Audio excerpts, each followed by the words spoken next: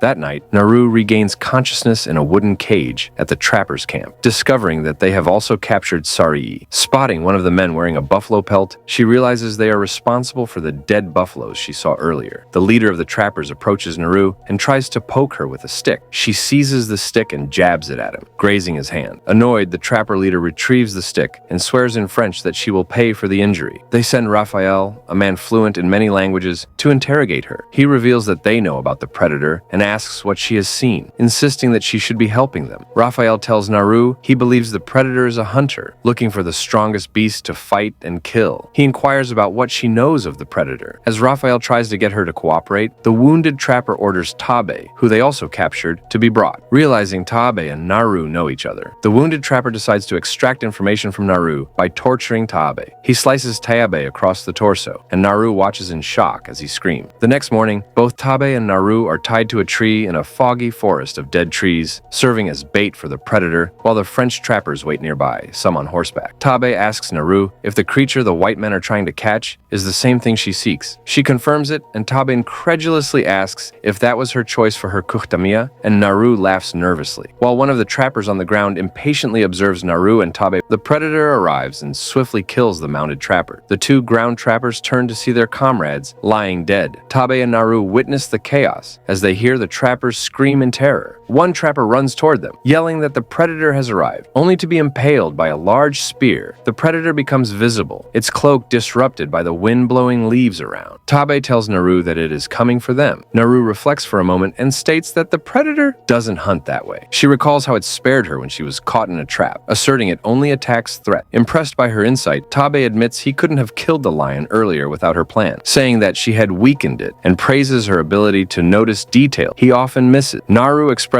doubt that predator can be killed, but Tabe counters that if it can bleed, it can be killed. The predator unknowingly steps into a bear trap, and hidden trappers pull it down with chain. Other trappers throw a net over the fallen creature, but the predator fights back, killing several of them within moments. It breaks free from the bear trap and launches it at another trapper, killing him. Others begin firing at the predator, but it generates a shield out of ammunition. The trappers struggle to reload, but are killed off-screen as Naru and Tabe try to escape. The predator effortlessly kills the trappers one by one, decapitating one by deploying its shield. Meanwhile, Naru tells Tabe to shimmy down to the ground. The leader of the trappers commands those with him to fire at the predator, narrowly missing Naru and Tabe. The bullets bounce harmlessly off the predator's shield. When the gunfire halts, the predator deactivates its shield and presses buttons on its gauntlet. At this point, Naru and Tabe are seated at the base of the tree they are bound. Naru picks up a rock and drops it into a bear trap, freeing them. The predator leaps from tree to tree towards the remaining trapper. Tabe and Naru untie them. Tabe tells Naru he wants to find the horses that ran away. The predator drops a ticking device in the midst of the trap. The trappers approach the device, but the leader, suspicious, backs away as it opens, releasing 3 spinning discs. One of the trappers yells that they should move aside, but as they back away, the discs explode. Naru finds her way back to the trappers' camp where Sari is tied up, and 2 trappers are packing up to flee. One of the trappers decides to kill and eat Sari, but Naru disarms him and fights him. The other trapper joins the fight, but is no match for Naru, who retrieves her axe and kills him with it. She kills the other trapper and dispatches 2 others that also show up. Meanwhile, the predator tends to its wounds while resting among the bodies of the fallen trappers in the forest of dead trees. Naru also treats the wound on her own leg from the bear trap earlier. Suddenly, Raphael appears at the camp, having lost a foot from fighting the predator. He aims his gun at Naru and asks for her help, requesting some medicine. He promises that if she assists him, he will show her how to use the gun. Naru agrees and begins to tend to his wound, retrieving the predator's device that severed his leg. As she works, Raphael instructs her on the gun's use. After his instructions, he complains to Naru that his wound hurts badly. She retrieves some orange flowers from her pouch and gives them to him. Moments later, he begins to shiver and complains of freezing. Hearing a sound nearby, Naru, her expression determined, leaves Raphael. Spotting a tent nearby, Raphael struggles to crawl into it, but hears the predator's footsteps approaching. He pretends to be dead as Predator, invisible, enters the camp. It scans the area with heat vision and does not notice Raphael due to the freezing effect of the flower. However, the Predator picks up heat from Raphael's blood trail further away and approaches him while Naru hides behind a tree. It scans Raphael closely but is unable to make him out. Marveling at this, she realizes the Predator cannot see him because of the flowers. It accidentally steps on Raphael's leg, causing him to scream. The Predator stabs him in the heart. Sari returns to the camp and aims at her with its red laser, preparing to fire. Just then, Tabe appears on horseback and knocks off Predator's mask with a club. The 3 lasers target a tree, and when the Predator fires, the projectile veers off course, redirects itself, and hits the tree instead. Eventually, the Predator retrieves its mask and puts it back on, while Tabe launches arrows at it. Emerging from her hiding spot, attempts to shoot the Predator, but discovers it is unloaded. Instead, she yells at the Predator. Tabe impales the Predator from behind with a spear. The creature yanks the spear out of its chest as Naru loads the gun. Tabe dismounts and continues to launch arrows at the Predator. Realizing it cannot keep up with Tabe's attacks, the Predator toggles its invisibility cloak on. Tabe and Naru search for the Predator. Naru insists they should leave the area, but Tabe argues that Predator views him as the threat and only she should escape. He states that this is where he stopped and urges her to bring the Predator home. The Predator stabs Tabe through the chest from behind. It then turns its attention to Naru and scans her. As it approaches, Tabe stabs the Predator in the thigh, distracting it. The Predator impales Tabe with its spear, killing it. It turns around, but Naru has already fled. In the next scene, Naru kneels by a lake and weeps while washing the blood off her hands as a hunter reports Tabe's death to their mother back in the village. As night falls, Sari reunites with Naru, who spots the leader of the trappers in the distance, washing himself. Naru trains Raphael's gun on him, but changes her mind. Instead, she retrieves the device from Raphael's wound and examines. Stealthily, she approaches the trapper and knocks him out. Later that night, the trapper wakes to realize Naru has amputated his leg just below the knee using the Predator's weapon, and that rats are nibbling at his wound. He spots his gun nearby and crawls toward it, intent on shooting Naru, who sits by a campfire, applying war paint and consuming orange flowers to make herself invisible to the Predator. She tells him her intention to make him bleed as he made Tabe bleed, though he cannot understand. The trapper tries to shoot her, only to discover she has unloaded the gun. The invisible Predator walks into the camp. Naru, who it cannot see, sidesteps to let it pass. It approaches the trapper, who screams in terror as the Predator decapitates it. Naru creeps up from behind and shoots it at point-blank range, causing its mask to fall off. The Predator roars in anger as Naru grabs the mask and runs away. Later that night, Naru uses sharpened branch and the Predator's mask to set traps close to the site of the quicksand from earlier. Meanwhile, the Predator, unable to utilize its heat vision without its mask, carefully tracks a blood trail leading to the severed leg of the trap. Naru, perched on a nearby tree branch, launches herself at Predator, attacking it with her axe. The Predator throws her off, leaving the axe embedded in its torso. It prepares to launch its spear at her, but is thrown off balance by Sari, causing the thrust to miss. It pulls the axe from its midsection, while Naru seizes the opportunity to escape. The Predator gives chase, leaping from tree to tree and injuring itself on the spiked branches. Naru circles back to the spear as the Predator attempts to stab her. The shield rebounds, causing the Predator to accidentally sever its own arm attached to the tree. Naru tries to use the spear again, but the Predator retracts it. Instead, she uses it as a club and continues fighting back. When she attempts to lure the Predator toward its mask, it retracts its shield, grabbing her by the throat and slamming her to the ground. Anticipating its next move, Naru positions herself between 2 rocks as the Predator redeploys its shield. As the Predator begins to slice through the rocks with brute force, Naru seizes the opportunity to snap off one of its tusks and stabs it with it and escape. Naru retrieves her axe from Sari and hacks at Predator's knee before wrapping the rope attached to the axe around its neck. Then, she jumps off and pulls the Predator into the quicksand. The Predator rises to its waist in the quicksand. Realizing that it is stuck, ignorant of its mask positioned nearby, it aims its projectile at Naru. It shoots at Naru, but projectile circles around and kills it by piercing its skull. The next morning, Naru returns to her village carrying the Predator's severed head and marked with its glowing green blood. She drops the head at feet of the village chief. She presents Raphael's gun to the chief with a warning that they need to move camp due to nearby danger. Witnessing her victory and successful hunt, the tribe members begin to ululate in praise.